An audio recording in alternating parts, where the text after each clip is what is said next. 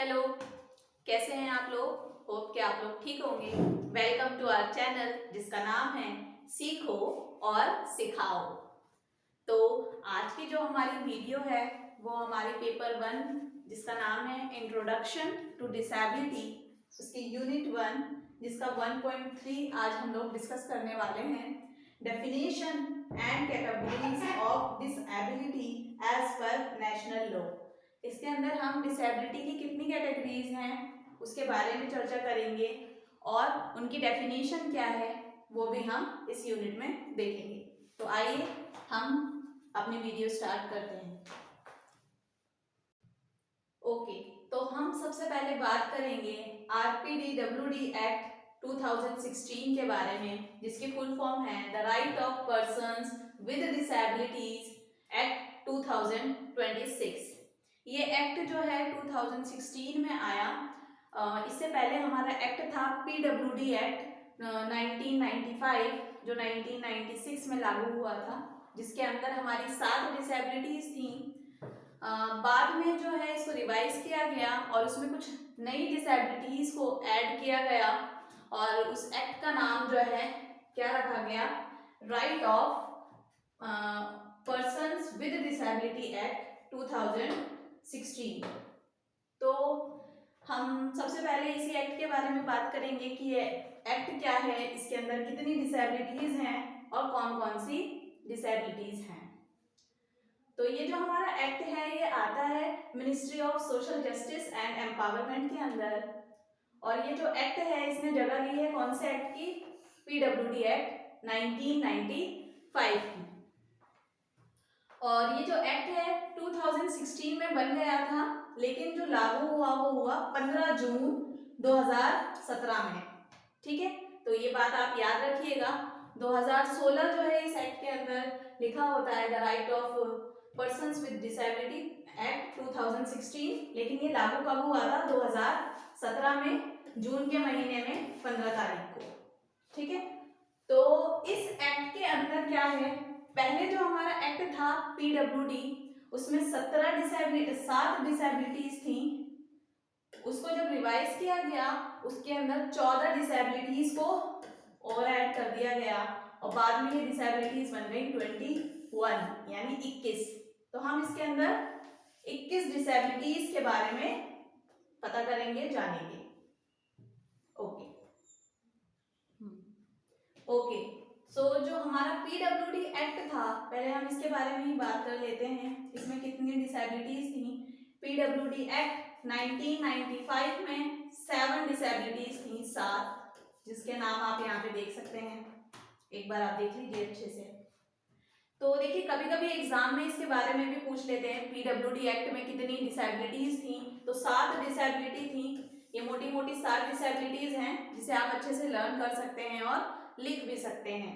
तो याद करने के लिए आप इसको कैसे याद कर सकते हैं, इसके सीक्वेंस में याद रख लीजिए BLL HLMM।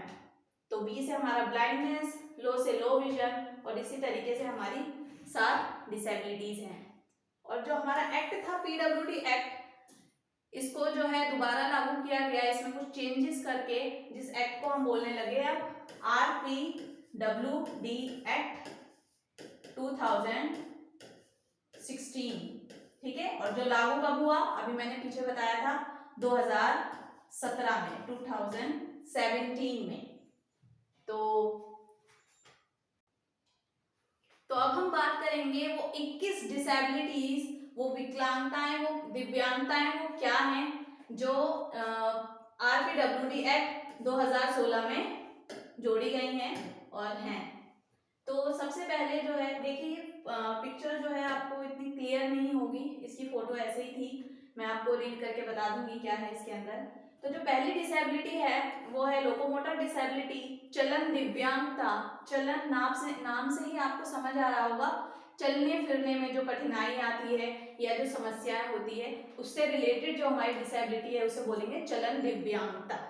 मोटर, हमारी फाइन मोटर, ग्रोस मोटर ये होती हैं, तो ये लोकोमोटर डिसेबिलिटीज को बोला जाता है। और ये कौन सी डिसेबिलिटी है, ये फिजिकल डिसेबिलिटी के अंदर आती है, जो फिजिकली जो है बॉडी में होती है हमारी। तो इसमें क्या है, हाथ या पैर अथवा दोनों दोनों की दिव्यांगता, हाथ या पैर में दिक्कत होगी या फिर किसी एक में होगी या फिर दोनों में होगी या फिर उसका कट जाना या कुछ। तो उसके बाद हमारी जो डिसेबिलिटी है वो है बोनापन। बोनापन क्या है? जो एक वयस्क होने के बाद भी जो नॉर्मल हमारी एज होती है, एवरेज एज 4 फुट 10 इंच या फिर 147 सेंटीमीटर से कम होना जो है बोनापन की जो समस्या है वो मानी जाएगी और इसको भी हम लोग डिसेबिलिटी के अंदर इंक्लूड करते हैं। उसके बाद जो है थर्ड हमारी तेजाब हमला पीड़ित यानी एसिड अटैक।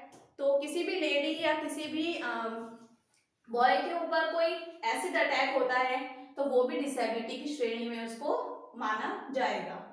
तो नाम से ही आप लोग ये समझ गए होंगे, जैसा कि आपको इस चित्र में भी देखने को मिल रहा है। अब हम बात करेंगे अपनी चौथी डिसेबिलिटी जिसका नाम है दृष्टि बाधित, ब्लाइंडनेस। इसमें क्या है? समस्या होगी देखने में और या तो कोई जिसको जो ब्लाइंड है उसकी दृष्टि जो है पूर्ण रूप से नहीं होगी, दृष्टिहीन होगा वो व्यक्ति। अब जो हमारी पांचवी डिसेबिलिटी है वो है डेफ, हिंदी में बोलेंगे श्रवण बाधित। श्रवण मतलब सुनना, सुनने में समस्या होगी।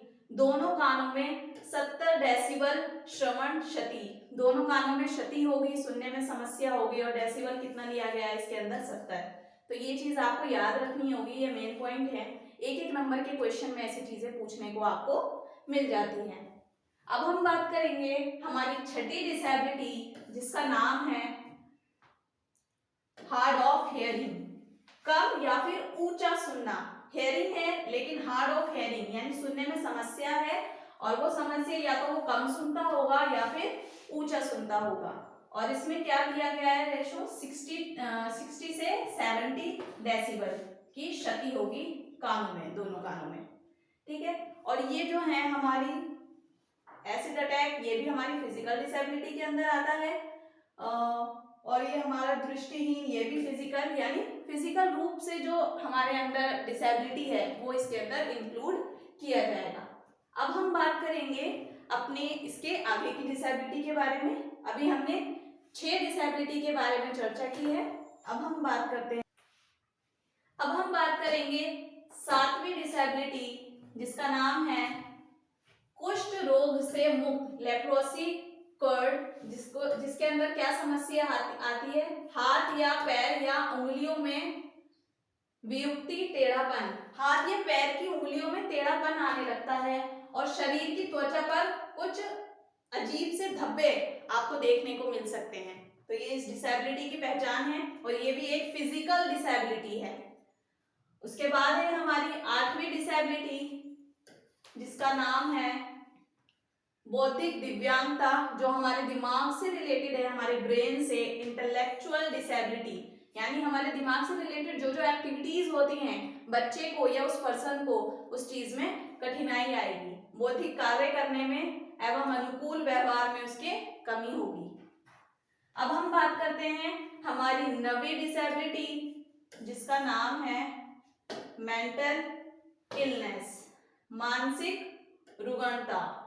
इसमें क्या है? अस्वाभाविक व्यवहार होगा, जैसे नॉर्मल हम लोग बिहेव करते हैं, वो जिसे ये दिक्कत होगी वो नॉर्मल जैसे हम करते हैं उस तरीके से उसका व्यवहार नहीं होगा, थोड़ा अलग होगा। खुद से बातें करता है इंसान और क्या करता है? गुमसुम रहता है, भ्रम है, या तो किसी चीज से बहुत ज्यादा डर जाता है या फिर उसको जो है शक रहने लगता है कि नहीं ये चीज ऐसी नहीं है वैसी नहीं है, इस तरीके से। तो ये किस चीज, कौन सी कंडीशन कहलाएगी, कौन सी डिसेबिलिटी? Mental illness. अब हम बात करेंगे हमारी 10वीं डिसेबिलिटी जिसका नाम है मेंटल रिटार्डेशन, मानसिक व्यवहार, और सॉरी मेंटल बिहेवियर, मानसिक व्यवहार। तो इसमें ये जो मेंटल इलनेस है वो हमारे मानसिक व्यवहार से संबंधित है, यानी हमारे दिमाग से जो हमारे व्यवहार होते हैं, हम जो भी करते हैं वो सब कुछ हमारा कंट्रोल कौन करता है? हमारा ब्रेन करता है। अगर उसमें दिक्कत हो गई तो हमारे बिहेवियर में भी परेशानी आएगी, चेंजेस होंगे, तो वही जो है हमारा मेंटल इलनेस कहलाता है। अब जो है हम बात करेंगे हमारी 10वीं डिसेबिलिटी जिसका नाम है हेमोफीलिया। ये क्या है, ये रक्त से संबंधित डिसेबिलिटी है। इसके अंदर चोट लगने पर या तो रक्त का जो बहाव है वो क्या होता है, बहुत ज्यादा होने लगता है और रक्त जो है बहना बंद नहीं होता। तो ये हमारी जो है हेमोफीलिया की कंडीशन है, डिसेबिलिटी है। अब हम बात करेंगे 11वीं डिसेबिलिटी, जिसका नाम है प्रमस्तिष्क घात। पैरों में जकड़न, चलने में कठिनाई, हाथ से काम करने में कठिनाई। इसमें क्या होता है, ये देखिए, ये बच्चा आपको दिख रहा होगा, थोड़े हाथ पैर थोड़े उसके मुड़े मुड़े से होते हैं, चलने फिरने में कठिनाई होती है और पैर कैसे होते हैं, जकड़े में रहते हैं, बिल्कुल स्टिफ रहेंगे, वो फोल्ड करने में भी उसको दिक्कत आएगी। तो ये हमारी 11वीं डिसेबिलिटी थी। अब हम बात करेंगे 12वीं डिसेबिलिटी की, और जो हमारी 11वीं थी ये भी एक फिजिकल डिसेबिलिटी है। अब जो 12वीं डिसेबिलिटी है ये है learning disability, specific learning disability, सीखने की दिव्यांगता। इसमें बच्चे को क्या दिक्कत हो सकती है, भाषा बोलने या फिर लिखने की कमी, बोलने और लिखने में कमी होगी। इसके 3 नाम आते हैं हमारे, डिसलेक्सिया, डिसग्राफिया और डिसकैलकुलिया। डिसलेक्सिया जो है वो हमारी बोलने से संबंधित है, डिसग्राफिया लिखने से संबंधित और डिसकैलकुलिया कैलकुलेशन से रिलेटेड। ठीक है, तो ये हमारी कौन सी डिसेबिलिटी है, इंटेलेक्चुअल डिसेबिलिटी है, क्योंकि ये हमारे ब्रेन से रिलेटेड है। अब हम बात करेंगे 13वीं डिसेबिलिटी, जिसका नाम है मल्टीपल स्क्लेरोसिस। इसके अंदर क्या है, दिमाग एवं रीढ़ की हड्डी के समन्वय में परेशानी। जो पर्सन है उसके दिमाग और रीढ़ की हड्डी का समन्वय, कोऑर्डिनेशन आपस में नहीं हो पाता, तो ये हमारी जो है मल्टीपल स्क्लेरोसिस की कंडीशन कहलाएगी और ये हमारी 13वीं डिसेबिलिटी है। अब हम बात करेंगे 14th डिसेबिलिटी, जिसका नाम है थैलेसीमिया। इसमें क्या है, खून में हीमोग्लोबिन की विकृति और खून की मात्रा में कम होना, खून की मात्रा कम हो जाना, यानी ब्लड की इसमें कमी होगी। ये हमारी 14th डिसेबिलिटी है। तो दोस्तों ये जो डिसेबिलिटी है इसका सीक्वेंस ये नहीं है, पिक्चर्स के अकॉर्डिंग मैंने इसको अरेंज करके यहाँ पे लगाया है। तो आप ये मत समझिएगा कि मैंने जो फर्स्ट नंबर पे बताया है वो फर्स्ट डिसेबिलिटी है। ठीक है, अभी हमने बात की 14 डिसेबिलिटीज की। अब हम बात करेंगे 15वीं डिसेबिलिटी, जिसका नाम है मांसपेशी दुर्विकास, यानी मांसपेशियों के विकास में कुछ कमी हो जाना या उसका विकास उस तरह से नहीं होना जैसे होना चाहिए था। तो मांसपेशियों में कमजोरी या फिर उसकी विकृति, मांसपेशियों में कमजोरी आ जाना या फिर उसकी विकृति में कमी आ जाना, ये हमारा इसके अंदर आएगा और ये है हमारी 15वीं डिसेबिलिटी। अब 16वीं डिसेबिलिटी है अल्प दृष्टि, लो विजन, कम दिखना। 60 वर्ष से कम आयु के बच्चों को लोगों में ये देखने को मिलेगी कि स्थिति में रंगों की पहचान नहीं कर पाना, रंगों की पहचान करने में भी कठिनाई आती है। अब हम बात करेंगे 17वीं डिसेबिलिटी, जिसका नाम है स्पीच एंड लैंग्वेज डिसेबिलिटी, बोलने एवं भाषा की दिव्यांगता। ठीक है, तो बोलने में कठिनाई होना, सामान्य बोली से अलग बोलना या जिसे अन्य लोग समझ नहीं पाते, ये सारी जो है हमारी स्पीच एंड लैंग्वेज डिसेबिलिटी के अंदर आएगी। भाषा से संबंधित जो भी परेशानी होगी बोलने में या जिस तरह हम बोलते हैं उस तरह नहीं बोल पाना, ये हमारी बोलने और भाषा की दिव्यांगता के अंदर आएगी। अब हम बात करते हैं 18वीं डिसेबिलिटी, जिसका नाम है शारीरिक दिव्यांगता। ये क्या है, मल्टीपल डिसेबिलिटी भी इसको बोल सकते हैं। सॉरी, ये जो ऊपर है हमारी स्पीच और लैंग्वेज, ये हमारी फिजिकल डिसेबिलिटी है। अब जो 18th डिसेबिलिटी है वो है बहुदिव्यांगता, यानी मल्टीपल डिसेबिलिटी। कौन सी डिसेबिलिटी है ये, मल्टीपल, नाम से ही आपको समझ में आ रहा है, एक से ज्यादा डिसेबिलिटी का होना मल्टीपल डिसेबिलिटी, दो से ज्यादा, दो या फिर दो से अधिक दिव्यांगता का होना क्या कहलाएगा, मल्टीपल डिसेबिलिटी। अगर आपको एक साथ, आपको या किसी पर्सन को दो या दो से अधिक डिसेबिलिटी है तो वो हमारी बहुदिव्यांगता के अंदर आएंगी। इसमें श्रवण एवं दृष्टि बाधित कुछ बच्चे ऐसे भी आपको देखने को मिलेंगे जिन्हें सुनने में भी दिक्कत होगी, साथ में देखने में भी दिक्कत होगी, तो क्या है वो, और साथ में उनके ब्रेन में भी कुछ दिक्कत होगी, तो क्या होगा, ये 2 या 2 से अधिक डिसेबिलिटी हो गई, तो ये हमारी क्या कौन सी कंडीशन कहलाएगी, मल्टीपल डिसेबिलिटी की कंडीशन कहलाएगी, जिसे हम बोलते हैं 18वीं डिसेबिलिटी। 18 डिसेबिलिटी हमने समझ ली है। अब हम बात करेंगे 19वीं डिसेबिलिटी की, जिसका नाम है ऑटिज्म। ये क्या है, किसी कार्य पर ध्यान केंद्रित करने में कठिनाई। जो ऑटिज्म से जो पीड़ित बच्चा होगा वो क्या होगा, वो अपना ध्यान एक कार्य में नहीं लगा पाएगा, ध्यान केंद्रित करने में उसको कठिनाई आएगी, आंखें मिलाकर बच्चा जो है बात नहीं कर पाएगा और गुमसुम रहेगा। इसकी और भी पहचान होती है, लेकिन यहाँ पे सिर्फ हम 3 ही देख रहे हैं। तो ये कौन सी डिसेबिलिटी है, ऑटिज्म, जो 19th हमारी डिसेबिलिटी है। और ये कौन सी है, इंटेलेक्चुअल डिसेबिलिटी है, ये भी हमारे ब्रेन से रिलेटेड है।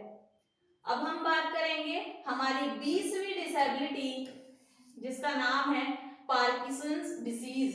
इसमें क्या होता है, हाथ व पांव की मांसपेशियों में जकड़न, हाथ और पैर की जो मांसपेशियां हैं उसमें क्या होगी, जकड़न होगी, और तांत्रिक तंत्र प्रणाली संबंधित कठिनाई।